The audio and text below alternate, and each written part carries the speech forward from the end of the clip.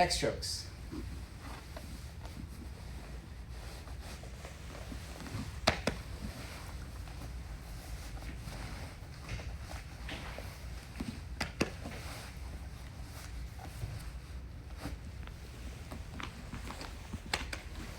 All right, so I just did 3 different variations of the X stroke. So the first one is what we call the palm up, or palms facing you.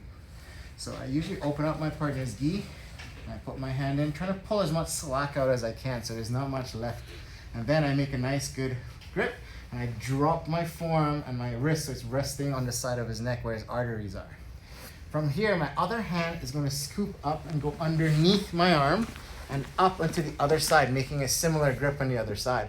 Now my goal is to close the space in my arm. So if I were to just let go, you'd see that's the space there. My goal is to shrink that space. And one way to do that is to start pulling my elbows in, and you'll see that space is pretty much gone. That's what I'm doing to my partner's neck, and that compression is what's choking him out in all versions of the chokes.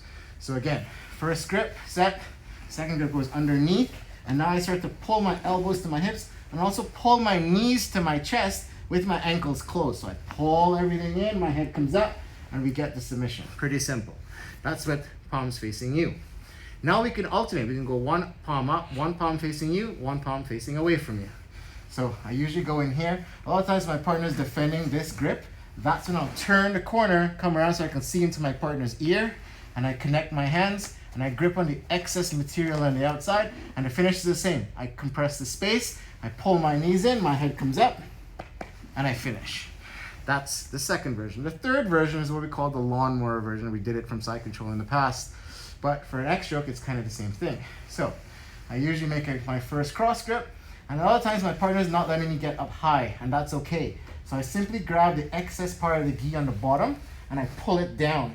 As I pull it down, that's the pull slack out. So I pull it down, and now I start to push my wrist in, and again, I pull my partner into me, and I get the same submission. So my wrist is pushing into the neck, I'm pulling down, applying the same sort of pressure. So those are 3 ways that we can finish the X stroke from guard.